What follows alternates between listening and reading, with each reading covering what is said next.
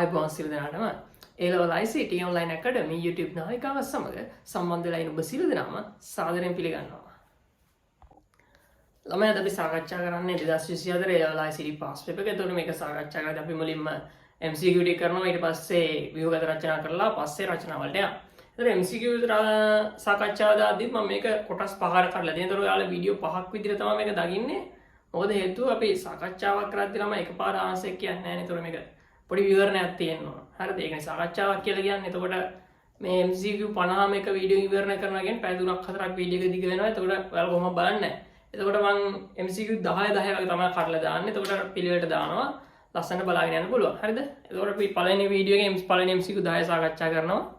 එතකොට ළමයි පළවෙනි ප්‍රශ්نين පටන් ගමු. එතකොට පළවෙනි ප්‍රශ්නේ ගොඩක් වෙලාවට හැදෙන්නේ පළවෙනි MCQ එක හැදෙන්නේ පළවෙනි පාඩමේ. හරිද? පළවෙනි MCQ 10ම පළවෙනි පාඩම් තුනේ තමයි ගොඩක් වෙලාවට හැදෙන්නේ. එතකොට පළවෙනි පාඩම් තුනක් සහ සමහරකට OS එක සම්බන්ධ වෙනවා. ඔය වගේ එකතුවක් විදිහට තමයි ඔය පළවෙනි MCQ 10 හැදෙන්නේ. හරිද?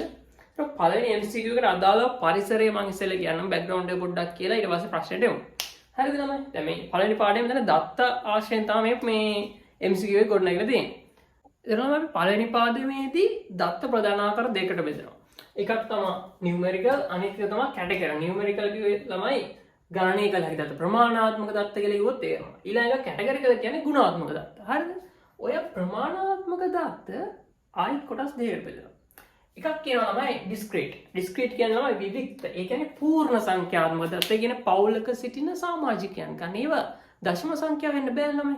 අන්න ඒ වගේ ඒවා තමයි ඩිස්ක්‍රීට් ඩේටා කියලා කියන්නේ. ඒ කියන්නේ පූර්ණ සංඛ්‍යාත්මක දත්ත. සංඛ්‍යාව වෙන්න ඕන. හරිද? කන්ටිනියස් ඩේටා කියලා කියන්නේ ළමයි දශමයේ සංඛ්‍යාව. හිතන්න මිනිහගේ උසක් ගත්තොත් හැමදෙස්සම අපි කියන්නේ නෑනේ ළමයි 161 කියලා සෙන්ටිමීටර් දශම ගානක් තියෙනවනේ ළමයි. අන්න එහෙම ගත්තට පස්සේ උසක් බරක් ඔය ගොඩාක් දේවල් වයසක් හැමදේම දශම සංඛ්‍යාව. දශම සංඛ්‍යාවත් එක්ක යන ඩේටා තමයි කන්ටිනියස් ඩේටා කියලා කියන්නේ. හරිද? එතකොට ඔය ටික තමයි තියෙන ඔඩිනල් සහ නන් ඔඩිනල් කියන ඔඩිනල් කියන්නේ ළමයි අර මේ ඕඩ එකක් තියෙනවා. ඒ කියන්නේ හිතන්න ඔයාලගේ සබ්ජෙක්ට් එකකට ගන්න ලකුණු ඕඩ එකක් තියෙනවා එහෙම A B C S කියලා. ඒ කියන්නේ 75යි, B කියන්නේ 65යි, C කියන්නේ 55 අතරේ අතර, S කියන්නේ 35 55 අතර. ඔහොමනේ තියෙන්නේ. හරිද? 35 55 sorry. ඔහොමනේ තියෙන්නේ. එතකොට මේ වගේ ඕඩ එකක් තියෙනවා.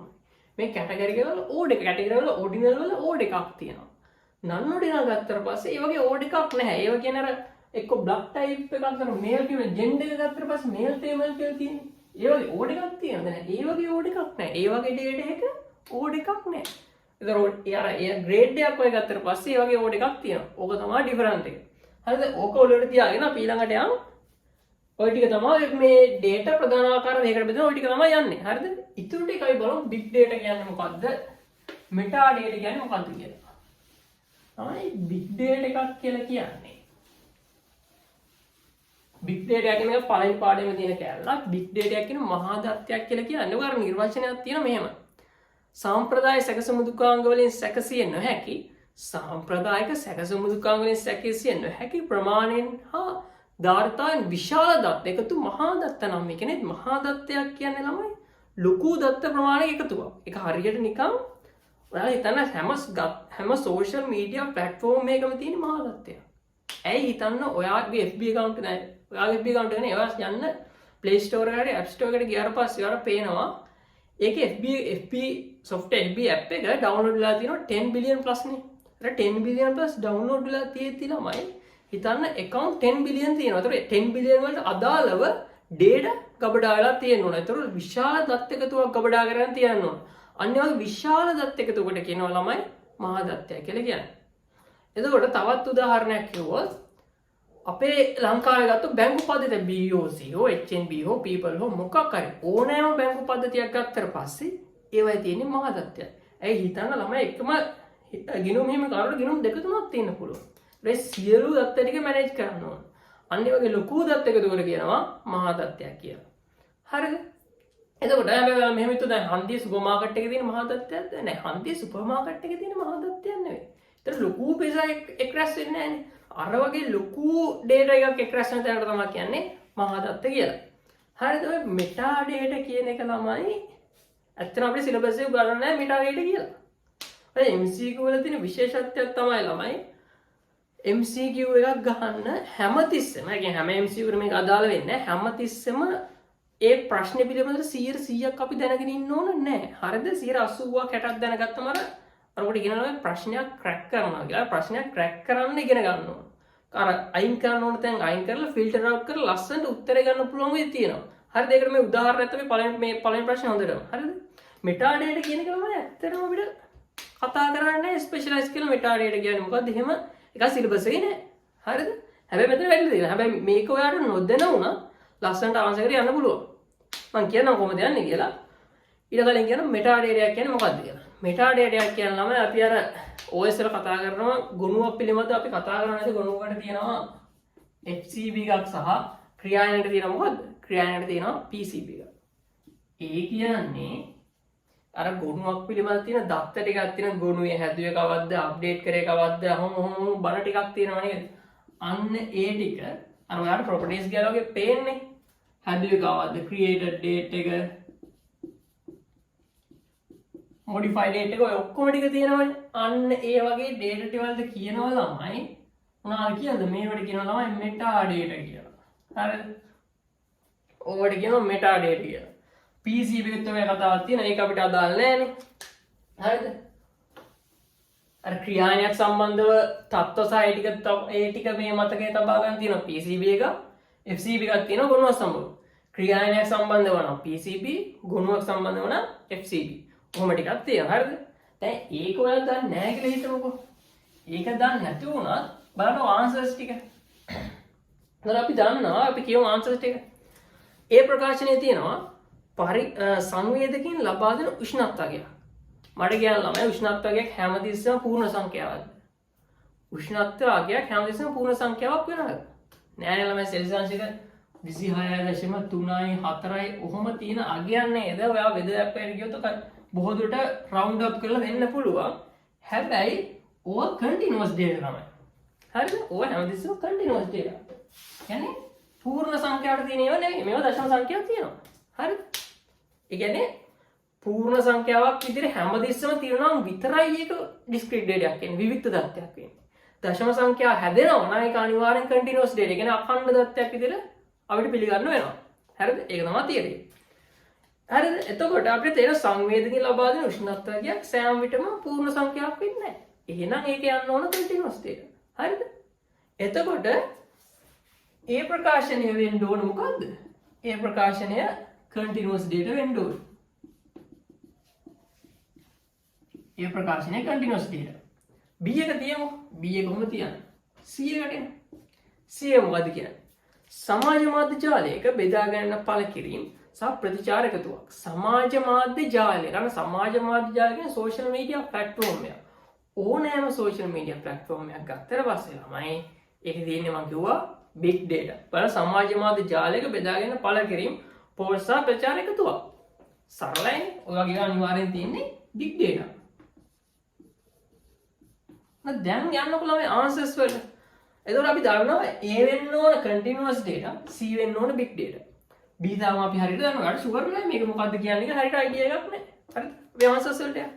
එතකොට A තියෙනවා පළවෙනි එකේ තියෙනවා. එතකොට අපි බලන්න ඕනේ A continuous data සහ C big data. එහෙම ආන්සර් එකක් තියෙනවද බලන්න. අපිට ක්‍රැක් කරලා ගන්න පුළුවන්. A තියෙනවා තුන්වෙනි ප්‍රකාශනය බලන්න. තුන්වෙනි ආන්සර් එක බලන්න. තුන්වෙනි ආන්සර් එකේ A අඛණ්ඩ දත්ත, C මහා දත්ත. එහෙම තවත් එකම ආන්සර් එකක්වත් තියනවද? එහෙම වෙච්ච එකම ආන්සර් එකක්වත් තියනවද මේකේ? නෑනේ. එහෙනම් මේ දෙක අනිවාර්යෙන් ආවා කියන්නේ එහෙනම් අපේ ආන්සර් එක වෙන්න ඕන මොකද්ද? ආන්සර් එක වෙන්න ඕන 3. අයි හිතන්න දෙයක් නෑ. දැන් ඔයාලා දැනගත්තද මේ ආන්සර් ගන්නේදී B මෙටා ඩේටා කියන්නේ මොකද්ද කියලා? නෑ දැනගත්තේ නෑ. ඒක අවශ්‍ය නෑ. ඔක තමයි ළමයි MCQ වල තියෙන විශේෂත්වය. අර ක්‍රැක් කරන්න ඉගෙන ගන්නවා. ප්‍රශ්නයක් ක්‍රැක් කරන්න කොහොමද කියලා ඉගෙන ගන්න ඕන. ඔය කොච්චර පාඩම් කරත් සමහර දවස් වලට සමහර දේවල් මේ අතපසු වෙන්න පුළුවන්. හරිද?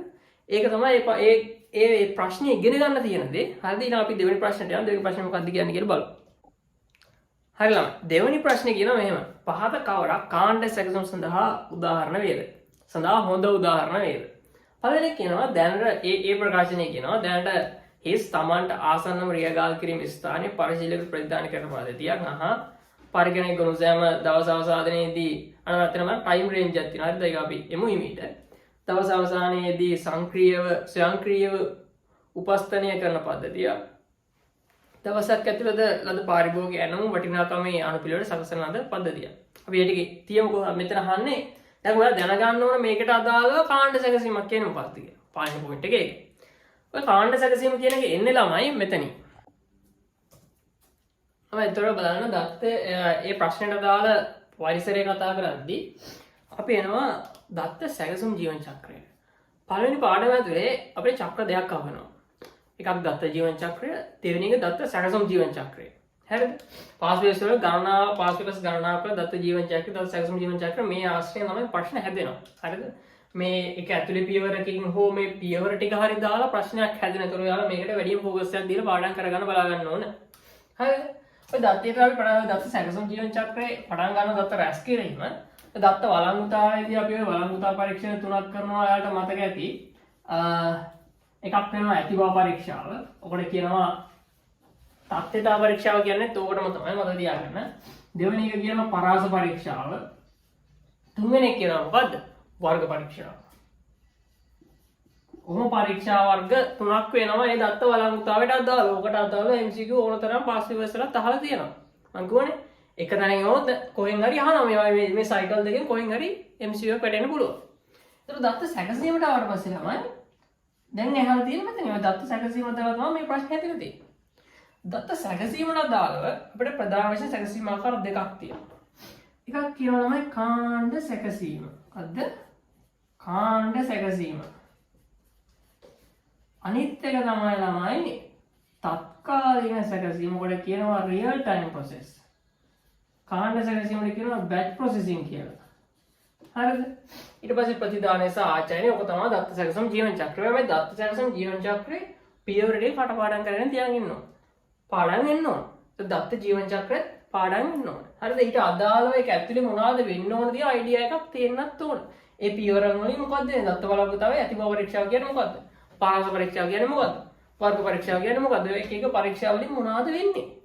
හරිද? ඒතර දත්ත සැකසීමට අදාළව අපි කතා කරමු කාණ්ඩ සැකසීම කියන්නේ මොකද්ද? තත්කාලීන සැකසීම කියන්නේ මොකද්ද කියලා. කාණ්ඩ සැකසීමක් කියලා කියන්නේ ළමයි කාණ්ඩ සැකසීම වල දත්ත සැකසීම වෙන්නේ යම්කිසි කාල සීමාවක් තුළ. කී පොයින්ට් එක තමයි යම්කිසි කාල සීමාවක් තුළ. ඒ සැකසීම වෙන්නේ යම්කිසි කාල සීමාවක් තුළ දත්ත ආදානය වෙනකන් ඉඳලා තමයි සැකසීම සිද්ධ කරන්නේ. කී පොයින්ට් එක තමයි යම්කිසි ටයිම් රේන්ජ් එකක් ගැන හැමතිස්සෙම කියනවා. කාණ්ඩ සැකසීමට ආවට පස්සේ යම්කිසි ටයිම් රේන්ජ් එකක් ගැන. එක්සාම්පල් එක තමයි සේවකගේ මාසික වැටුප හදන එක. මාසික වැටුප එක හදන එකට එයා මාසෙ කොච්චර OT hours වැඩ කරලා තියෙනවද? වැඩ කරුව පැය ගන්න. ඔය ඔක්කොම එකතු කරලා තමයි ඔක්කොම අන්තිමට ලැබුණාට පස්සේ තමයි යාගේ මාසික වැටුප හදනකොට කියන මාසික චේතනය කියලා. හරිද? එතකොට කී පොයින්ට් එක තමයි රේන්ජ් එක. ටයිම් රේන්ජ් එක. යම්කිසි කාල සීමාවක් තුල වෙන දත්ත ටික ආදානය වෙලා අවසානයේ සැකසීම කරගන්නවා. දත්ත ටික ගබඩා කරගෙන තියෙන ආදානය වෙන්න ගබඩා කරගන්නවා. අවසානයේ සැකසීම සිදු කරනවා. රියල් ටයිම් ප්‍රොසෙසින් කියලා කියන්නේ ළමයි අපි දත්තේ ආදානය කරපු ගමන්ම සැකසීම සිද්ධ වෙලා ප්‍රතිදානයක් දෙනවා. දුන්න ගමන්ම ප්‍රොසෙස් එක කරලා අවුට්පුට් එක දෙනවා. හොඳම එක්සැම්පල් එක මොකක්ද? හොඳම එක්සැම්පල් එක ATM සිස්ටම් එක. එයා සල්ලි දාපු ගමන් සල්ලි කාඩ් එක දාලා සල්ලි අරගත්ත ගමන් ඔයාලට සල්ලි දීලා ඔයාලට ෆෝන් එකේ මැසේජ් එකක් දෙනවා. සම්පූර්ණ දේම එකපාර සිද්ධ කරනවා. හරිද? තව එක්සැම්පල් එකක් ගත්තොත් රේඩාර් සිස්ටම් එක ආරක්ෂක පද්ධති ඔය හැම දෙයකම තියෙන රියල් ටයිම් ප්‍රොසෙසින් එක. ඇයි ඒ වෙලාවෙම ප්‍රොසෙස් වෙන්න ඕන ළමයි. ප්‍රොසෙස් වෙලා අවුට්පුට් එකක් දෙන්න ඕන. හරිද? ඒක තමයි රියල් ටයිම් ප්‍රොසෙසින් කියලා කියන්නේ. කියන්නේ අවදානම් සහිත තත්ත්වවලට යොදා ගන්න මේ වගේ පද්ධතියක්. තත්කාලීන සැකසීම සහිත පද්ධතියක්. හරිද? ඕක තමයි අයිඩියා දෙක. දැන් ඔය දෙක ඔළුවේ තියාගෙන බැච් ප්‍රොසෙසින් කියන්නේ මේක, රියල් ටයිම් ප්‍රොසෙසින් කියන්නේ මේක. ඔය දෙක ඔළුවේ තියාගෙන ප්‍රශ්නට යන්න. ඔන්න බලන්න. ඒ ප්‍රකාශනය කියනවා तर අපි මෙතනින් අයිඩියා එක මොකද්ද අඳුර ගන්න ඕන. A කියන්නේ මොකද්ද? මොන ප්‍රොසෙස් එකක්ද? B කියන්නේ මොන ප්‍රොසෙස් එකක්ද? සහ C කියන්නේ මොන ප්‍රොසෙස් එකක්ද කියලා. ඒ වල කියනවා මෙහෙම. දැනට හිස් හොඳට අවබෝධයෙන් කියවන්න. දැනට හිස් Tamanට ආසන්නම රියගාල් කිරීමේ ස්ථානය පරිශීලකයෙකුට ප්‍රතිදානය කරන පද්ධතිය. ආයි කියවන්න. දැනට හිස් තමන්ට ආසන්නම රියගාල් කිරීමේ ස්ථානය. ඕක වෙන්නේ මෙහෙමයි ළමයා. ඔන්න හිතන්න මට චිත් කරන්න දෙපෑ ළමයි. ඔන්න කවුරු හරි ඉන්නවා.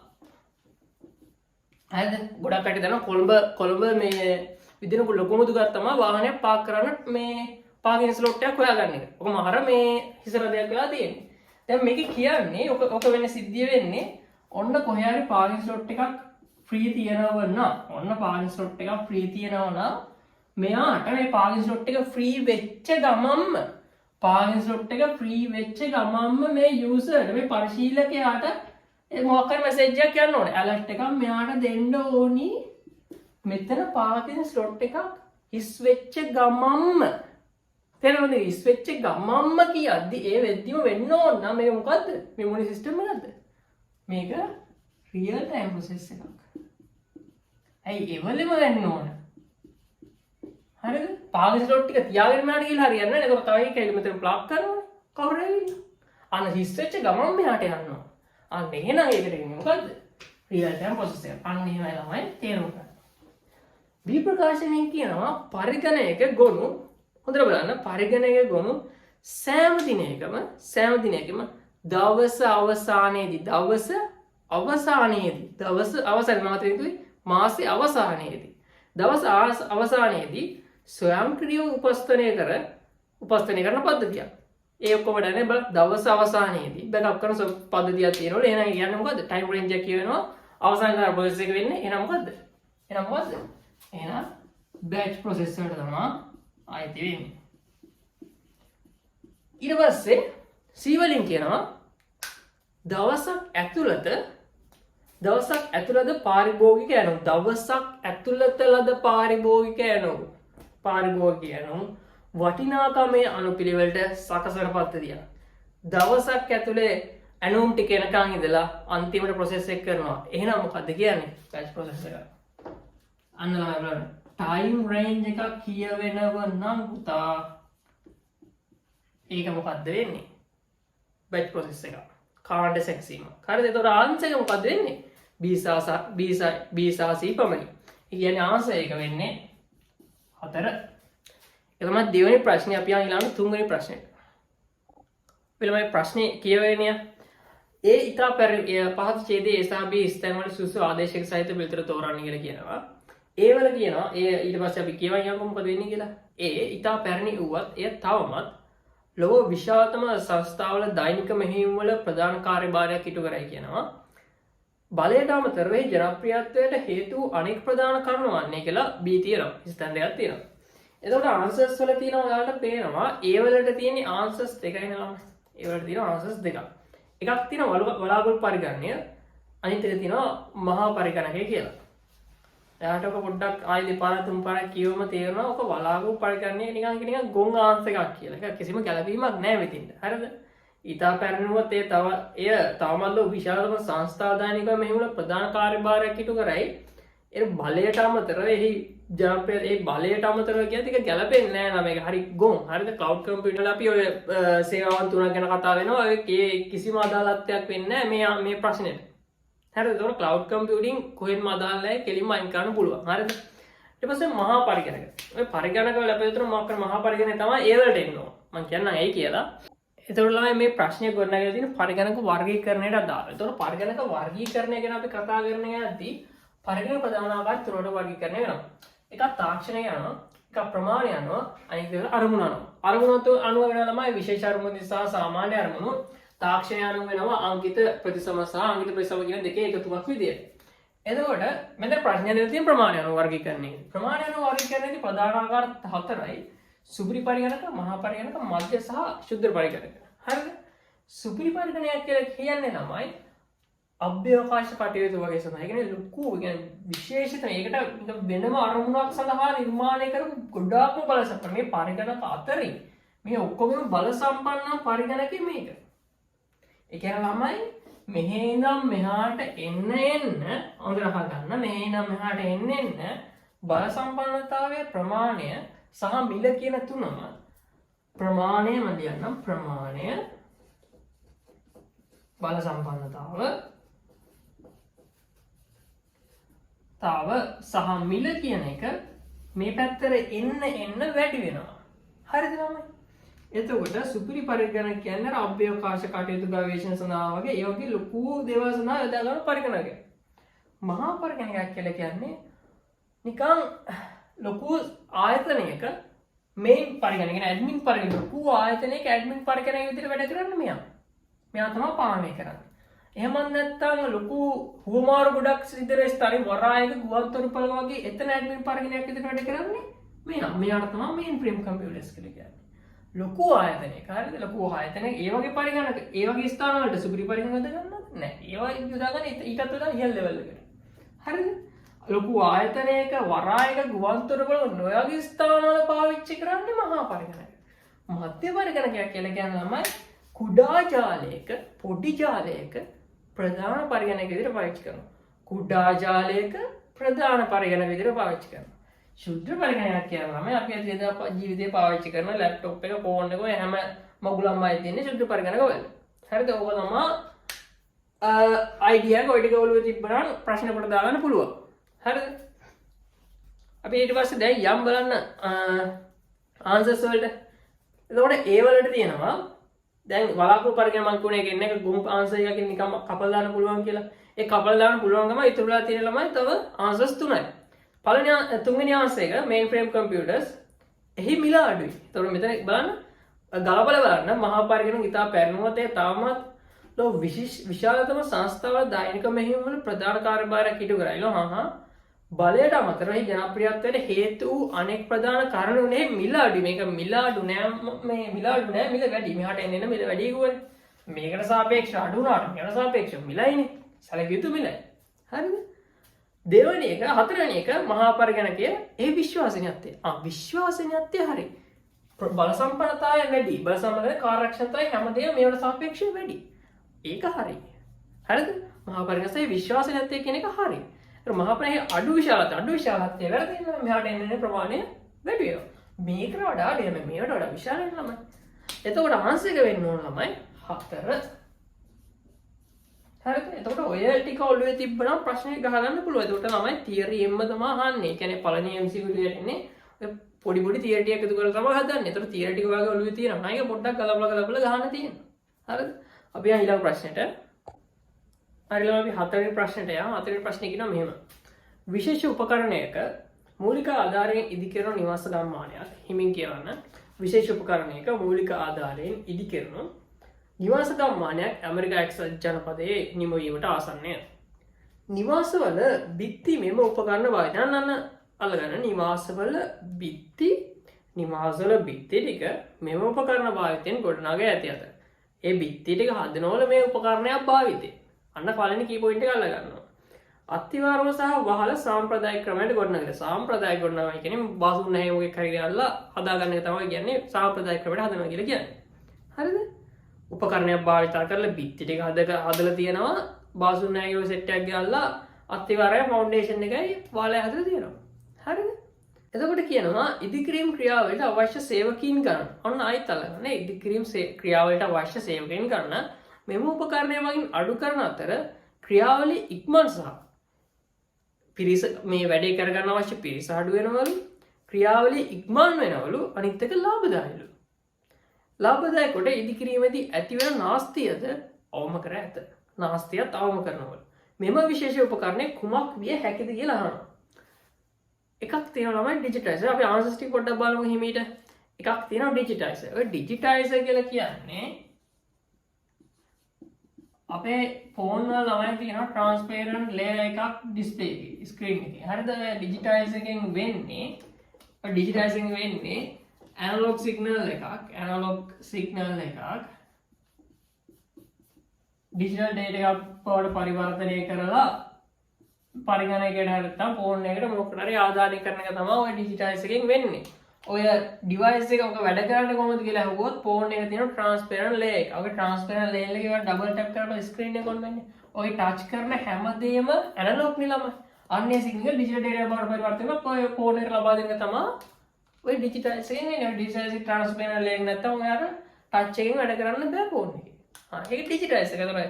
ඒ වගේ උපකරණයකින් පුළුවන් ද ළමයි මේ මෙතින්ට වැඩ කරන්න මේ බිත්ති ටික හදලා මේ බිත්ති හදන්න පුළුවන්ද මේ වගේ ඒක ආයිති වෙන්නේ නැහැ හරිද 3D printer එක තියන්න ඔක තමයි ආන්සර් එක අපි ඒකට යමු ප්‍රොටෝ එක කියන්නේ ළමයි ඉංජිනේරින් ඩ්‍රෝයින් වලට යොදා ගන්න මේ printer එක printer එකම තමයි ඉංජිනේරින් ඩ්‍රෝයින් වලට යොදා ගන්න printer එක ඒකට ඒව drawing සඳහා හරිද drawing සඳහා යොදා ගන්න උපකරණයක් හරිද මේ බිත්ති හදන්න යොදා ගන්න එක නෙවෙයි drawing සඳහා ඊට පස්සේ තියෙනවා මොකද්ද දැක්වීම උපකරණ pointing device mouse වගේ ඒ වගේ විකාර හරියට යන්නේ නැහැ ඒක ගොන් answers හරිද ගොන් උත්තර ඊට joystick එකත් අනිත් තව ගොන් උත්තරයක් ඒකත් මෙහෙම joystick එක කරන් ඉල්ල මේ පිටිය හදන්න බෑනේ ඒක ගොන් answers අපි කරමු 3D print එක තමයි answer එක 3D print එකක් කියන්නේ මොකද්ද කියලා idea එකක් නැත්නම් අපි බලමු 3D print එකක් කියන්නේ ළමයි මේ වගේ device එකක් හරිද මේකට ඔයාට ඕනෑම ඔබ්ජෙක්ට් එකක් ඔයාට හදාගන්න පුළුවන් 3D print එකක් use කරලා කාර් එකක parts ද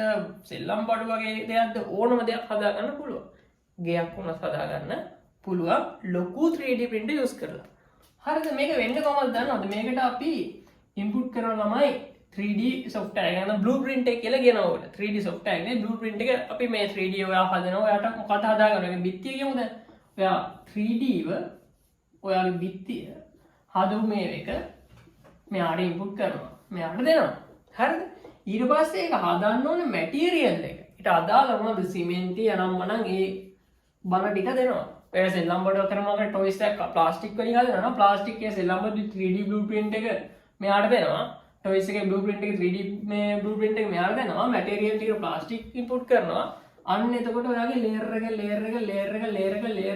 එක වැටිලා ඔයාගේ ඔබ්ජෙක්ට් එක ලස්සනට හැදෙනවා. හරිද? දැන් අපේ අවස්ථාවේදී මෙතන මොකද්ද?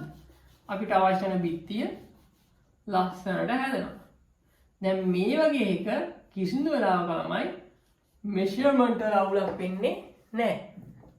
වදාම අපතේ යන්නේ නැහැ. ඔකට බාසුන් කෑේ ගෝලියක කියනවා නම් ඕක මාසයක් විතර හදනවා. අනිත් ඒවා පට්ට වේගවත්. හරි? පට්ට වේගවත්. ඒක බාසුන් නැහැ ගෝලියා කියනවා නම් ඕක අවුරුද්දයක් විතර ඔක් කරනවා. හරිද ඒක අපිට දවසින් කරගන්න පුළුවන්. එතකොට අපතේ යවන බදාව ටික ඒ ටික ඔක්කොම මේකෙන් ඉතුරු වෙනවා. හරිම මෙෂර්මන්ට් එකට දාන්න හදනවා. හරිද? චයින මේ ආටිකල් එකක් කියව ළඟදී ඒකේ තියෙනවා මේ අවුරුදු 10 දැන් අවුරුදු 10ට කලින් චයිනාවල මේ ලොකු 3D printer එකක් use කරලා ගෙවල් 10000 ගෙවල් හදලා තියෙනවා. ගෙවල් 10000 හදලා තියෙනවා එක දවසේ. එක දවසකින් 10000ක් ළමයි. හරිද එයාලා එස්ටිමේට් කරලා තියෙනවා එක ගෙදරකට ගිහිල්ලා තියෙන්නේ $5000 කියලා. $5000 කියන්නේ ශ්‍රී ලංකා මුදලින් ලක්ෂ 16ක් 17ක් වගේ ගණනක් එන්නේ. 15,000 අතර තියෙනවා. හරිද එතකොට ඔයාට ඒ උදාහරණයෙන් තේරෙන්න ඕන එක දවසින් හදලා තියෙන්නේ. එක දවසින් ගෙවල් 10000. හරිද මේ printers use කරලා. එතකොට ගත වන කාලය අඩුයි. අපතේ යමත් අඩුයි අර කියන්නේ මිල මේ ලාභදායීවත් වැඩි කියලා තේරෙන්න ඕන. අන්න එතකොට ළමයි ආන්සර් එක වෙන්නේ මොකද්ද 3D print එක 3D print එක සරලව වෙන්නේ ඔයාලට ඕනෑම කරන ඔබ්ජෙක්ට් එකක් ඔයාලට ඕන විදිහට හදාගන්න පුළුවන් ඕනම ඔබ්ජෙක්ට් එකක් ඔයාලට හදාගන්න පුළුවන් ඒක බ්ලූප්‍රින්ට් එක දුන්නාට පස්සේ බ්ලූප්‍රින්ට් එක දීලා මැටීරියල් ටික දුන්නාට පස්සේ ඕනෑම ඔබ්ජෙක්ට් එකක් හදාගන්න පුළුවන් ඒකෙන් තමයි 3D print එකකින් වෙන්නේ හරි දැන් ළමයි හතරේ ප්‍රශ්න ආන්සර් කියන දෙක පස්වෙනි ප්‍රශ්නය ලොකු රූප සටහනක් දීලා තියෙනවා මේක ළමයි හරිම මෝඩ ගොම් ප්‍රශ්නයක් හරිද බලමු මේක තේරෙයි හරිද මේ CZDE කියලා කියන්නේ අපි මෙතනින් අල්ලගත්තා නම් ඇති ඔය ප්‍රශ්නේ. CZDE කියලා කියන්නේ මේ එළියට පැනලා තියෙනවා. ඔයාගේ ලැප්ටොප් එකේ එළියට පැනලා තියෙන කැලේ ටික පැත්තෙන් තියෙනවනේ. ආයෙ ඔක්කොම මොකක්ද වෙන්නේ? ඒ ඔක්කොම ළමයි ports. හරිද? මේ ඔක්කොම ports. හරිම සරලයි. හරිද? එතකොට ඔය අපිට දීලා තියෙන ටික බලන්නකෝ. ඒ hard disk එකලු, B ROM එකලු, C D සහ E කියන එක C එක audio port එකලු D එක network port එකලු E කියන එක මොකද්ද? E කියන එක USB port එකලු. හරිද? දැන් අපි අහන්නේ මොකද්ද? අපි අහනවා X කියන්නේ මොකද්ද? Y කියන්නේ මොකද්ද? Z කියන්නේ මොකද්ද? ඔක ප්‍රශ්නේ ක්‍රැක් කරන විදිය තමයි. Z කියන්නේ මොකද්ද ළමයි? Z කියන්නේ අනිවාර්යෙන් මොකක් හරි port එකක් එනවා. මොකක් හරි port එකක්. හරිද? ඔන්න අතර answers වලින් බලන්න Z වලට port එකක් තියෙන answer එකම එක answer එකයි තියෙන්නේ. හරිද එකම answer එකයි තියෙන්නේ. ඒක තමයි lazy කියලා කියන්නේ. ඒතකොට Z වල තියෙනවා වීඩියෝ සම්බන්ධ, වීඩියෝ කෙවනිය සම්බන්ධ, වීඩියෝ කෙවනිය සඳහා සම්බන්ධ කියලා. හරිද? එතකොට Z එකට එන්න ඕන port එකක්. හරිද? එතකොට ඒකට පෝට් එකක එක මාසයක වෙන්නේ මොකද්ද? 3 වෙනි මාසෙ. ඒක තමයි මාසෙ. ඒතර ළමයි y වලට එනවා RAM එක, memory කියන්නේ RAM එකට. x වලට එනවා CPU. ඒ CPU කියන්නේ heat sink එකත් එක්කම තමයි CPU එක තියෙන්නේ. හරිම සරලයි ඈ. එනම කොම් ප්‍රශ්නයක්. අපි ළඟට යන 6 වෙනි ප්‍රශ්නෙට. ළමයි 6 වෙනි ප්‍රශ්නේ එහෙම කියනවා. අලුත් වැඩියා කිරීමකින් පසුව මේස පරිගණකයක් දෘඩ ඩිස්කයෙන් ඉතා වේගයෙන් ආරම්භ වන බව, ඒ කියන්නේ boot up එක ඉක්මනට on වෙනවලු. පුද්ගලයෙක් නිරීක්ෂණය කරයිලු. අලුත් වැඩියා කීදී පහත කවරක් සිදු කරන්න හැටි වේද? හරිද? ඉක්මනට on වෙනවලු. කලින්ට වඩා වේගයෙන් මේ on වෙනවලු මේ එයාගේ පරිගණකය. එක තියෙනවා RAM අඩු කර මෙහෙම පද්ධතිය නැවත ස්ථාන. ඒ මොකද හරියන්නේ නැහැ. RAM එක අඩු කරාට පස්සේ තව ස්ලෝ වෙනවා. ඒක හරියන්නේ නැහැ. හරිද? දෘඩ ඩිස්කය ආකෘතිකරණය කිරීම පමණයි. ඒක ගැලපෙන්නේ නැහැ ළමයි. හරිද? ඔබට ආන්සර් වෙන්න ඕන මේ ඔය බූටින් ප්‍රොසෙසර් එකේ ස්පීඩ් දෙන්න කරන්නේ මොකද? SSD එක ගවන පස්සේ තමයි ඔක ස්පීඩ් දෙන්නේ. මොකද SSD එක hard disk එකට වඩා read write ස්පීඩ් එක ගොඩාක්ම වැඩි. hard එකට වඩා. hard disk එකට වඩා. එතකොට ඒක ඒ හේතුවෙන් තමයි බූටින් ප්‍රොසෙසර් මේක ස්පීඩ් අප් කරන්නේ. hard disk එක වලට hard දැන් එන machine වල PC වලටත් මේ laptop වලටත් නම් hard disk එන්නේ SSD නෙන්නේ. hard disk එකට වඩා ගොඩාක්ම වේගවත් SSD එක. හරිද? ඒතර SSD ගෑම තමයි පරිගණක වේගවත් වෙන්නේ. හරිද? RAM එක අඩු කරා කියලා එතකොට ඒක හරියන්නේ නැහැ. RAM එක වැඩි වෙන්න ඕන. RAM එක වැඩි කරලා විනාශ ගන්න තිබ්බ නැත්නම් අපිට ඒකත් එක්ක යන්න තිබ්බා. ඒ boot up processor එකට ගන්න එච්චර ගැලවීමක් නැහැ. හරිද? ඊට පස්සේ කියනවා අලුත් CD 10ක් P2M පමණක්. අලුත් CD 10ක් P2M පමණක්. ගැලපෙන්නේ නැහැ නේද? පරිගණක තුල ඇති කුඩා පංකාව ආදේශ කිරීම පමණයි. ඒකත් විකාරයක්. හරිද? එහෙම කරා කියලා වැඩි වෙන්නේ නැහැ.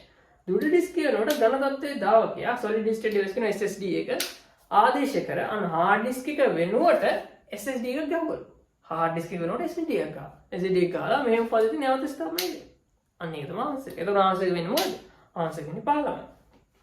හරියට 5. 7 වෙනි එක බැලුවට පස්සේ මේ 7 8 9 10 යනකම් තියෙන 10 11 11 වෙනි ප්‍රශ්නේ තියෙන ළමයි නම්බර්ස්ට. මේවා ළමයි ගෙදරින් ලකුණු කරන් යනවා ප්‍රශ්න. ඒ තරම් සරලයි, ඒ තරම් ලේසි. මේවා නම් වරද්ද ගන්න එපා. හරිම මේ සරල ප්‍රශ්න ටිකක් තියෙන්නේ. මේවා නම් නිකන් දෙන ලකුණු. හරිද? නිකන් දෙන ලකුණු මේවා වරද්ද ගන්න එපා. හරිද? අපි එකින් එක යමු. හරිද ළමයි? ඊට පස්සේ 7 වෙනි ප්‍රශ්නේ තියෙන්නේ 14.25 දශම සංඛ්‍යාවක් තියෙනවා. දීම සංඛ්‍යාවට හරවන්න. මේක හරිම ඇත්තටම ළමයි මේක හරි කොම් ප්‍රශ්න, මෝඩ ප්‍රශ්න. හරිද? මේ ලොකු දෙයක් නැහැ. මේ කරන් දෙන්නේ 0.25 භාගයේ ඉන්න. 0.25 ගෙනල්ලා දශම සංඛ්‍යාව සහ පූර්ණ සංඛ්‍යාව කොටස් දෙකකට කඩලා දෙක වෙනම තමයි සුළු කරන්නේ. 0.25 ගුණ කරන්නේ 2කින්. එතන වෙනවා කීයද? 0.5යි 0.5 ආයි අරන් ඇවිල්ලා මෙතින්ට මේක ගේන්න මෙතින්ට ආයි ගුණ කරන්න 2කින්. අන්න දැන් එනවා 1.0. ඔන්න ඕක මෙතන එක්සෑම් පේපර් එක නම් පියවර 1 2 මෙතන එක එනවා. හරිද? ඒකට ඔය මේ සුළු වෙන්නේ නැති ගණන් දෙන්නේ නැහැ. හරි මෙතන එක වුණ ගමන් සුළු කිරීම නවත්තන්න. සුළු කිරීම නවත්තලා මෙන්න එහෙම උඩ ඉඳන් යටට ලියන්න. එතකොට 0.1. මේ දශමයක් ගෙනගම අන්න එහෙනම් ඩොට් එක තියන්න. 14 අපි ද්විමේ සංඛ්‍යාවට හරවද්දී ඔක අර සාම්ප්‍රදායික විදිහට කරන්න පුළුවන්. නැත්නම් නිකම්ම ගන්න පුළුවන්. සාම්ප්‍රදායික විදිහට ගමුකෝ අපි. අන්න 14 දිනනවා. 14 දෙකෙන් බෙදෙනවා. දෙකෙන් බෙදෙන 7යි ඉතුරු 0යි. මොනවායි 2 බෙදෙන 7 බෙදෙනවා 2. එතකොට එනවා 3යි 7ට 2 ඒවත් 3යි ඉතුරු 1යි. ආයි 3 බෙදෙනවා 2කින් 1යි 3ට 2 ඒව 1යි ඉතුරු 1යි. ඊට පස්සේ ආයි 1 බෙදුවට පස්සේ එනවා කීයද? 0යි ඉතුරු 1යි. ඕක යට ඉඳන් උඩට ලියන්න. කලින් ලියුව කොහොමද? කලින් ලියුවේ උඩ ඉඳන් යටනේ දශමයේ සංඛ්‍යාවන්න. දශම සංඛ්‍යා නම් උඩ ඉඳන් යටට. දීමේ සංඛ්‍යා ලියද්දි දීමේ පූර්ණ සංඛ්‍යා සුළු කරද්දි පූර්ණ සංඛ්‍යා සුළු කරද්දි මොකද කරන්නේ? යට ඉඳන් උඩට ලියන්න. හරි. එතකොට අපි එනවා මෙහෙමනේ. මට මේ ඊට නැති වෙනවා ආයෙ ලියනවා. 1 3යි 0යි. ෆයිනල් ආන්සර් එක කොහොමද දෙන්නේ? 1යි 2යි 3යි 0යි දශම 0යි 1. ඔන්නෝම එකක් තියෙන ආන්සර් එකක් බලන්න කීයද කියලා. 1 3යි 0යි 1 3යි 0යි ඩොට් 0යි 1. එහෙම එකක් තියෙන 4 වෙනි එක. ඔන්න ඕක තමයි ආන්සර් එක. හරිද? ඕන තව සරල විදිහට හදන්න පුළුවන්.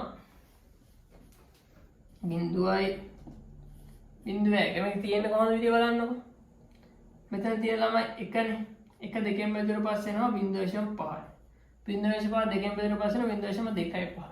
0.25 බෙදුවට පස්සේ ආයෙ දෙකෙන් බෙදුනොත් 0.125. ඒක ඕනේ අර විදිහට හදන්න. තේරුම් නැත්තම් දැන් මෙතන තියෙන ළමයි දෙකේ බිඳුවෙනි පොලේ.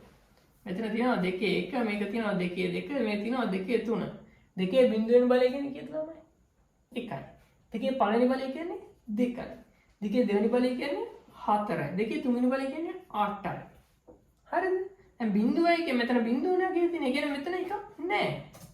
අන්න 8 එකක් තියෙනවා 4 එකක් තියෙනවා 2 එකක් තියෙනවා 8යි 4යි 12යි 2යි 14යි. මෙතනත් ඔය බණේම තමයි 0.5 නෑ 0.25 විතරයි තියෙන්නේ. එහෙනම් එතන තියෙන 0.2 14.2.5 තමයි ඔය අපි අනිත් පැත්තට රිවර්ස් කරේ. හරිම සරලයි මේව නම් නේ. ඊට පස්සේ අපි යන් 8 වෙනි ප්‍රශ්නෙට. ඔබට ළමයි කියනවා 120 8 පාදයෙන් තියෙන ඔබ දශම සංඛ්‍යාවට හරියන්නේ. ඒ කියන්නේ 10 පාදයෙන් ලියන්න කියලා කියන්නේ. ආකාර දෙක තුනක් තියෙනවා. අපි එක විදිහට ඉස්සර හදමුකෝ. 120 වෙනි ළමයි තියෙන්නේ 8 පාදයෙන්නේ තියෙන්නේ. මෙතන තියෙන ළමයි තුන 8 බිඳුවෙන් පාදේ. මෙතන 8 1. මෙතන 8 2. ඊට පස්සේ 8 3 8 4 ඕනම යනවා. හරිද? 8 බිඳුවයි කියන්නේ ඕනම සංඛ්‍යාවක බිඳුවෙන් බලය කියන ළමයි 1යි. හරිද? 8 1යි කියන්නේ 8යි ළමයි. 8 දෙවෙනි බලය කියන්නේ 64යි. හරිද? දැන් අපිට බිඳුවයි කියන මොකුත් නැහැ නේද? එහෙනම් ඒක අයින් කරලා දාන්න. මෙතන 8 පළවෙනි බලයෙන් දෙකක් තියෙනවනේ මෙතන. එහෙනම් මේ දෙක 8 දෙකෙන් ගුණ කරන්න. ගුණ කරලා මෙතන 1යිනේ තියෙන්නේ. ඒක රැට් කරන්න. 8 වරක් 2 16 ළමයි 16 දන 64. 64යි 16 කීයද? 80යි. එතකොට ආන්සර් වෙන්නේ කීයද? ආන්සර් කියන්නේ ළමයි 3. ඔක තව විදියක් තියෙනවා. අපි මේ විදිහට හදලිමු. ළමයි ඔයාලට 8 පාදයේ බල ගොඩක් වෙලාවට නිකන් පැටලෙනවා වගේ නා. ඔක කරවන්න දෙන ලේසිම විදිය තමයි 120 8 පාදයේනේ. ඕක ළමයි දීමේ කරගන්න. දීමේ කරගන්න ලේසි. දීමේ කරගෙන ආයි දශම සංඛ්‍යාවට හරහා යනවා. අපි ඔය ගොඩක් වෙලාවට කරන්නේ ළමයි 8 පාදයේ සංඛ්‍යාව එකපාර 16 පාදයේ කරන්න කියලා එනවා. අන්න ඒ වගේ අවස්ථාවක් තමයි ඔක් කරන්නේ. ඒවට මේක කරලා බලන්න ටිකක් ලේසි. හරිද? අර දශමයේ මේ බල සංඛ්‍යා පැටලෙනවා නම්. හරිද? 120 8 පාදයෙන් තියෙන එක දීමේ කරද්දී මෙන්න මේ කොටස් තුන කඩන්න ළමයි. කොටස් තුන කඩලා එකක් ලියන්න බයිනරි බිට් 3කින්. හරිද? බිංදුව ලියන්නේ කොහොමද? බිංදු 3යි. දෙක ලියන්නේ බිංදුවයි 1යි බිංදුවයි. එක ලියන්නේ 1යි බිංදු 2යි. හරිද? මෙතනින් ඉහට ආගියක් නෑ ළමයි. ඒතකොට මේක අමතක කරලා දාන්න. එහෙම කියන්නේ මේව අමතක කරන්න පුළුවන්. මේ බිංදුව අමතක කරන්න පුළුවන්. ඒක අමතක කරන්න බෑ. ඒතකොට වැලියු එක වෙනස් වෙනවා. හරිද? ඊට පස්සේ දැන් මේක පොලිමර් ලියා ගන්නකො 1යි බිංදුවයි 1යි බිංදුවයි බිංදු 3යි. දැන් මොකද මේ තියෙන්නේ? 120 8 පාදයෙන් තිබ්බ එක දෙකේ පාදේ. දීමේ සංඛ්‍යාවක් තිබ්බේ. දැන් ළමයි කරන්න මේක 10 පාදේ හරවන්න. 10 පාදේ හරවන්නේ කොහොමද? මෙතන තියෙන්නේ කීයද? දෙකේ බිංදු තියෙන 1යි 2යි 4යි 8යි 16යි 32යි 64යි. බිංදුව කියන්නේ මේ මොකුත් නෑ ළමයි. එහෙනම් ඒවා කපලා දාන්න. ඊපස්සේ ආයෙ එකතු වෙනවා 64 16 ආයෙත් අංශගෙන 80. හරිද? හරියම සරල ප්‍රශ්න ළමයි. මේවා නම් වැරද්ද ගන්න එපා. හරිද? ඊට පස්සේ අපි යන් 9 වෙනි ප්‍රශ්නෙට. ඊතර ළමයි 9 වෙනි ප්‍රශ්නේ තියෙන්නේ අපිට සංඛ්‍යා ටිකක් දීලා තියෙනවා. ඒක බයිනරි වලට හරවන්න තමයි දෙන්නේ. හරිද? මේක හරියම සරලයි. හරිද? මුලින් තියෙනවා EB7 EB7 16 පාදෙන් තියෙනවා බයිනරි කරන්නේ. 16 පාදෙන් තියෙන සංඛ්‍යාවක් ද්විමේ සංඛ්‍යාවට හරවද්දී කරන්නේ මෙහෙමයි ළමයි. සෑම පදයක්ම සෑම සංඛ්‍යාවක්ම අපි ඔයා ලියන බිට් 4කින්. 4 ලියන බිට් 4කින්. බිට් 4 ලියන්නේ කොහොමද? 1යි 2යි 1යි 2යි 3යි 4යි 7යි. B කියන්නේ ළමයි ඔය 16 පාදයේදී මෙහෙමයි. හරිද? මෙහෙමයි. A කියන්නේ 10. B කියන්නේ 11. C කියන්නේ 12. D කියන්නේ 13. E කියන්නේ 14. F කියන්නේ 15. එහෙනම් B කියන්නේ කීයද ළමයි? B කියන්නේ 11. හරිද? එතකොට B හදන්නේ කොහොමද? 11 හැදෙන්නේ කොහොමද? කොහොමද? 8යි 2යි 10යි 1යි 11යි. හරිද? 8යි ඊට පස්සේ තියෙන 4 2යි 10යි 1යි 11යි. ඔක ඉතින් ඔයාලට ඕන නම් නිකන් 11 මෙහෙම සුළු කරලා ලියන්න. දෙකෙන් බෙදලා ඔහොම ලියන්න ඉතින්. ඒක අමාරුයිනේ. ඒක වෙලාව යනවානේ. ඒක තමයි නිකන් කරන්නේ. ඊ කියන්නේ එතකොට 14. 14 කොහොමද? 8යි 4යි 12යි 2යි 14යි කියන්නේ 1 3යි බිඳුවයි. හරිද? දැන් බලන්න ආන්සර් ගැලපෙනවද කියලා ඔකට. 1 3යි බිඳුව හරි. 1.1 එකත් හරි. බිඳුව 1 3ක් තියෙනවා. ඒ කියන්නේ පළවෙනි ප්‍රකාශනය ළමයි හරි. 1 කියන එක හරි. පළවෙනි ප්‍රකාශනය හරි. ඊට පස්සේ යම් බලන්න දෙවෙනි එකට. දෙවෙනි කොහොමද තියෙන්නේ? දෙවෙනි එක තියෙනවා 84. ඒ කියන්නේ 10 පාදෙන් තියෙන්නේ ද්විමේ කරන. ඔන්න ඔක නම් ඔන්න අර හදලා පෙන්නනවා අර 84 ද්විමේ කරන්නේ දෙකෙන් බෙදන්න. ඔන්න එනවා 84 දෙකෙන් බෙදුම 42යි ඉතුරු බිඳුවයි. ඊපස්සේ 42යි බෙදුවට පස්සේ 21යි ඉතුරු බිඳුවයි. ආයෙත් 21 දෙකෙන් බෙදුවට පස්සේ කීයද? 10යි ඉතුරු 1යි. ආයෙ 10 බෙදන්නකො. 10 බෙදුවම එනවා 5යි බිඳුවයි. 5 බෙදන්න. 5ට දෙකේම 2යි ඉතුරු 1යි. ආයෙ 2 බෙදන්න. 1යි ඉතුරු බිඳුවයි. 1 බෙදුවට පස්සේ එනවා බිඳුවයි ඉතුරු 1යි. ඕක යට එන උඩ ලියන්න. එතකොට කොහොමද එන්නේ? 1යි බිඳුවයි 1යි බිඳුවයි 1යි බිඳු 2යි. ඔය හරිය කියලා බලා ගන්න ඕනද? හරිද? නොකනින් අපි ආයෙ මෙන්න පැත්තට බෑක් ඇන්ඩ් ෆෝත් කරත් මොකද? මෙතන තියෙන 1 2 4 8 16 32 64. 64 16 ළමයි 80යි ආයි 84ම හැදෙනවා. හරිද? එහෙනම් අපි සුළු කිරීමත් හරි. ඒක වැඩක් නැහැ. අපි බලමු මේ වගේ එකක් තියෙනවද කියලා ආන්සර් එක. මම ආන්සර් එක නගුවා. 1.1යි බිඳුවයි 1යි බිඳු 2. හරිද? ඔය ආන්සර් කොහොමද තියෙන්නේ? 1.1යි බිඳුවයි 1යි බිඳු 2. ඒ කියන්නේ ඒකත් හරි. දෙවෙනි ප්‍රකාශනයත් හරි. තුන්වෙනි එක මොකක්ද තියෙන්නේ? 753 ඊට බලමු.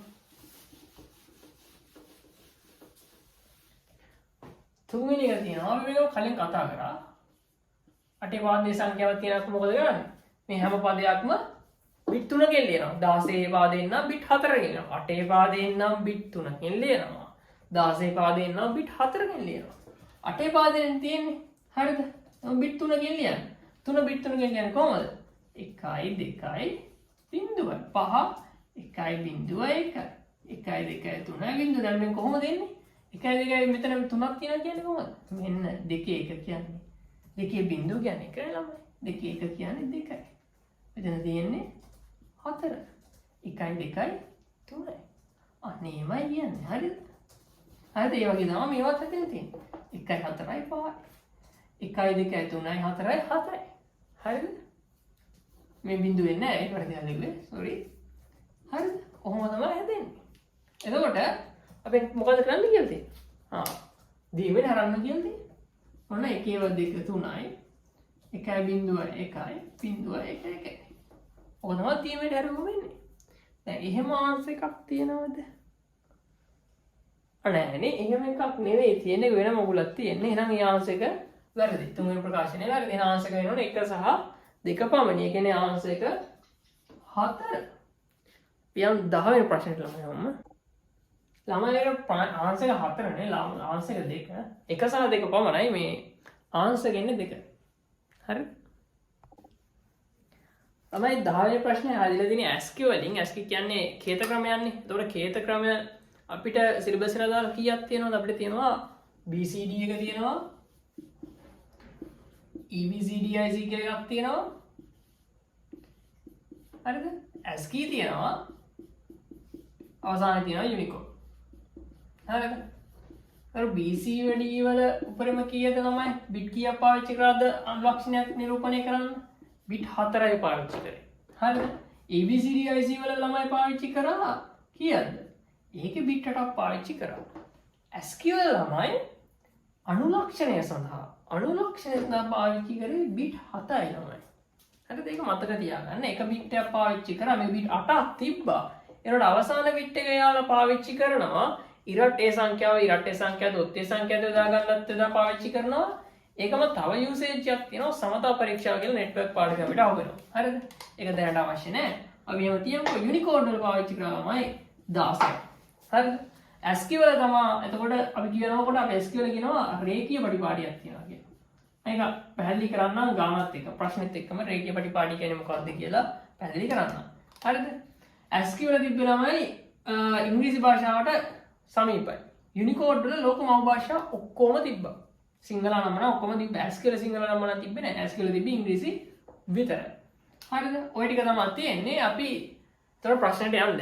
ඒතර ළමයි කේත පද්ධතියක් අපිට ඕනුනේ ඇත්තටම ඉස්සර තිබ්බේ ළමයි ඉස්සර නෙවෙයි දැනටත් තියෙන පරිගණක ඕනෑම පරිගණකයකට තේරුම් ගන්න පුළුවන් ළමයි එක සහ බිංදුව විතරයි. එක සහ බිංදුව විතරයි තාමත් පරිගණකවල තේරුම් ගන්න පුළුවන් උනේ. එතකොට පරිගණකයට විධානයක් දෙන්දී ආදානයක් දෙන්දී ඔක අපිට හැමදෙස්සම බයිනරි වලින් දෙන්න බෑ නම ඉස්සර බයිනරි වලින් දෙන්න බෑනේ. ඒතර ඔක යූසර්ට පහසු වෙන්න ඕන. ඊට පස්සේ ඔක ටික තමයි. ඊට පස්සේ BCD ආවා. ඊට පස්සේ ABCDIC ASCII Unicode දැන් තියෙනවා UTF-32 කියලා කේත ක්‍රමයක්. හරිද? ඔය දක්වා ගලාගෙන ආවා. දැන් අපි මේ ASCII වල ඉඳින ඔයාලගේ සිලබස් එකේ ASCII වලින් ගොඩාක් තැන්වල පාවිච්චි වෙනවා. ඒවල ගොඩක් තැන්වල ප්‍රශ්නත් හැදෙනවා. හරිද? ASCII වලින් ASCII ස්පෙෂල් කිව්වම මම කිව්වා රේඛීය පටිපාටියක් තියෙනවා කියලා නේ. රේඛීය පටිපාටියක් කියනවා මෙන්න මේ වගේ දෙයක්. හරිද? කැපිටල් A වලට අදාළ මම කියන්නේ හැම දෙයක්ම බයිනරි වෙන්න ඕන. බයිනරි තමයි පරිගණකයට තේරුම් ගන්න පුළුවන්. පරිගණකයට තේරෙන්නේ එක සහ බිංදුව විතරයි. ඒකට තේරෙන්නේ එක සහ බිංදුව විතරයි. ඒ කැපිටල් A ආදානය කරනවා නම් කැපිටල් A ට අදාළව බයිනරි වැලියු එක උනේ ASCII වල 65 ළමයි. හරිද? කැපිටල් A ට අදාළ බයිනරි වැලියු එක 65. කැපිටල් B වලට අදාළ බයිනරි වැලියු එක 66. C වලට අදාළව 67. D වලට අදාළව 68. ඔහොම රේඛීය පටිපාටියක් තේරෙනවා කියන්නේ රේඛීය පටිපාටියක් තියෙනවා 65න් 66 65 ඉඳන් B වලට 68 ආවේ නෑනේ. අන්න ගැළපීමත් රේඛීය පටිපාටියක් තියෙනවා. ඔන්න ඕකට තමයි රේඛීය පටිපාටියක් කියලා කියන්නේ. එතකොට සිම්පල් A දැක්වෙමයි 97න්. Simple B 98. Simple C 99. ඒතර ASCII වල තිබ්බේ ඉංග්‍රීසි අක්ෂර සහ සිම්බල්ස් ටිකක් තිබ්බා. ඒ ටික විතරයි තිබ්බේ. හරිද? එතකොට සිංහල ලක්ෂණ ටික ආවේ යුනිකෝඩ් එකත් එක්ක. සිංහල සහ ආලෝක භාෂා ඔක්කොම ආවේ යුනිකෝඩ් එකත් එක්ක. ASCII වල තිබ්බේ ඉංග්‍රීසි අක්ෂර විතරයි. හරිද? තව දෙයක් තමයි මතක තියාගන්න ඕනේ ASCII වල ළමයි බිට් 7යි අනුලක්ෂණ නා හොඳට මතක තියාගන්න බිට් 7යි. හරිද? අනුලක්ෂණ වලට බිට් 7යි. එක බිට් එකක් පාවිච්චි කරනවා ඉරටේ සහ උත්තේ හඳුනගන්න. ඒක එක තැන් වල වෙනස් වෙනවා. සමතා පරීක්ෂණ වලට දාගන්න මේ බිට් එක තමයි සමතා පරීක්ෂය මොකක්ද කියලා දන්නේ නැත්නම් ඒක නෙට්වර්ක් පාඩමේ තියෙන්නේ. ඒක අපි පස්සේ වෙලාව විවරණ ගොඩක් කරලා කතා කරමු. හරිද? දැන් ප්‍රශ්නෙට යමු මේව. එතකොට මම කිව්වා ASCII වල අනුලක්ෂණ සඳහා වෙන් කරන්න බිට් 7ක් කියලා බලන්න. දැන් විතර n සහ o කියලා වෙන් කරලා ගත්තට පස්සේ ඔය තියෙන සංඛ්‍යා තියෙන මේක බිට් 4 කඩන්න. හරිද? එතකොට මේකින් කියවෙන්නේ n මේ බිට් 7න් කියවෙන්නේ o. මේ n වලින් මේ බිට් 7න් කියන්නේ මේ කැපිටල් n මේ සිම්බල් එක කියවෙන්නේ මේ බිට් 7න්. ඔන්නෝම කඩන්න. ඔන්නෝම කඩලා ඔයාලා ලස්සනට වෙනම ලියා ගන්නවා. කැපිටල් n කියන්නේ මේක n කියන්නේ සිම්පල් n මෙහෙම o කියන්නේ මෙහෙම. අර මම කියන්නේ රේඛීය පටිපාටියක්. මම මේක ඔප්පු කරලා පෙන්නන්න. එතකොට බලන්න n වලින් පස්සේ ඉංග්‍රීසි වලදී තියෙන ඕනේ. ඔන්න n වලට එන්නේ මෙහෙමනේ ළමයි. 1 2යි බිංදුවයි 1 2යි 3යි බිංදුව. හරිද? මම පාර මේ හදාගෙන යනවා. මේක මම දශමය කරන්නකො ළමයි. 1යි 2යි 4යි 8යි 16යි 32යි 64යි එතකොට ළමයි දෙන්නේ 64යි 32යි 8යි 4යි දෙකනේ තියෙන්නේ. ඔන්න බලන්න 4යි 2යි 64 32 96 96 104යි 110යි. එතකොට සිම්පල් n කියන්නේ 110යි. හරිද? o කියන්නේ බලන්න කීයද බලන්නකො. o කියන්නේ නම් 111 වෙන්න ඕන. හරිද? o කියන්නේ 111 වෙන්න ඕන. 1 වල 2යි බිංදුවයි 1යි 2යි 3යි 4යි. ඒක හදාන්න දෙයක්වත් නෑ ළමයි. මෙතන මේ බිංදුව වෙනකොට මෙතන එකක් ඇවිල්ලා තියෙන්නේ. ඒතර මෙතන වැලියු එක එකයිනේ. ඔන්න නම හදන්න. මෙතන 1යි 2යි 4යි 8යි 16යි 32යි 64යි. හරිද? එහෙනම් මෙතන එක දෙනවා 64යි 32යි ආයෙත් දෙනවා 64යි 32යි 96යි 96ට 104යි 108යි 110යි 111 හොයන්න දැක්කද? o කියන්නේ 111යි. හරිද? අන්න එතකොට ඔන්න ඔය තමයි රේඛීය පටිපාටි කියන්නේ. එතකොට NOP කියන්නේ කීයද? 112යි. Q කියන්නේ 113. ඔන්න ඔක තමයි අපි රේඛීය පටිපාටි කියලා කියන්නේ. දැන් නිකන් මෙතින්ට ඕන වෙන්නේ නැහැ. ඔයාලා ඉස්සරහා සමහර ප්‍රශ්න වල ඕන වෙයි. හරිද? ඉස්සරහා ඊළඟ අවුරුදු MCක් වැටෙන්න පුළුවන් මේ පැත්තේ. රේඛීය පටිපාටිට අදාළව. එතකොට මේ ආන්සර් එක අහන්නේ මොකද්ද? මෙන්න මේ අනුලක්ෂණය දෙන්නේ කොහොමද කියන එක. මේ අනුලක්ෂණය නෙමෙයි. මේකට අදාළ SK ගේතේ මොකද්ද කියලා. නේද? හරිම සරලයි මේ ටික එකතු කරන්න. මේ ටික එකට දාගන්න. මොකද කැපිටල් N වලට තියෙනවා මොකද්ද? 1.2යි 1.2යි 3යි බිංදුවයි. ඕ කියන්නේ කීයද? 1.2යි 1.2යි 3යි 4යි. ඊට පස්සේ තියෙනවා සිම්බල් එකට බිංදුවයි 1යි 0.4යි 4යි 1යි. මෙතනින් ඔයාලගේ අර බිට් 7 කතාව දන්නවද කියලා තමයි බලලා තියෙන්නේ. හරිම සරල ප්‍රශ්නේ. ඒතර කොහොම ආන්සර් එකක් තියෙන්නේ කියලා? කොහොම ආන්සර් එකක් තියෙනවා තුන්වෙනි එක නේද? කොහොම ආන්සර් එකක් තියෙන්නේ? ඔව් තුන්වෙනි එක තමයි ආන්සර් එක එතකොට. ළමයි හරිම සරලයි. මේ වගේ ප්‍රශ්න මම කලින් කිව්වා වගේ වරද්ද ගන්න එපා. හරිද? පොඩි තියරියක් තියෙන ඔළුවට දාගන්න. ගෙදරින් අරන් යන්න පුළුවන් ලකුණු ටික. හරිද? ඒතර MCQ 10ක් ඉවරයි ළමයි. ඊළඟ MCQ 10 තව වීඩියෝ එකක් කතා කරමු. මම හිතුවා මේ වීඩියෝ එක දික්ුණා. මොකද ළමයි මේවා ගොඩක් තියරි කෑල්ල තියෙන පළවෙනි පාඩම් පළවෙනි ප්‍රශ්න ටික. ඒකයි දික්ුණේ. අනිත් ඒවා එච්චර වෙලා කියන්නේ නැහැ. බොහෝ දුරට අපි එක්ස්ප්ලනේෂන් එකත් එක්ක කොච්චර කිව්වොත් එක්ස්ප්ලනේෂන් එකත් එක්ක තමයි යන්නේ. අතු මේ කරලා තේරුමක් නැහැ. හරිද? පැහැදිලි කිරීමක් එක තමයි ඩිස්කෂන් එකක් කියලා කියන්නේ. හරිද? එතකොට ඔයාලා 2026 A level කරනවා නම් අපි 2026 A level කරන කට්ටියට මුලින් ඉඳන් පළවෙනි පාඩමේ ඉඳන් අවසාන පාඩම දක්වා පාඩම් 13ක් තියෙන පාඩම් 13ම කවර් වෙන්න මුලින් ඉඳන් A to Z කරගෙන යනවා. දැන් රිවිෂන් එකක් විදියට ඊට අමතරව යාළුවට පේපර්ස් ටික සහ හැම කරගෙන යනවා. යාළුවට සම්බන්ධ වෙන එක අපිට WhatsApp group එකේ link එක පල්ලෙහා තියෙනවා. එහෙම නැත්නම් ළමයි ඔයාලා මේ වීඩියෝ ඩිස්කෂන් එකත් එක්ක දිගටම එකතු වෙන්න. ඒතර වීඩියෝ එක හොඳයි නම් පාඩම තේරුණා නම් ප්‍රශ්න ටික තේරුණා නම් පැහැදිලි කරපු විදිහ තේරුණා නම් like එකක් සහ comment එකක් දාගෙන යන්න. එහෙනම් ඊළඟ වීඩියෝෙන් හම්බෙමු and have a nice day.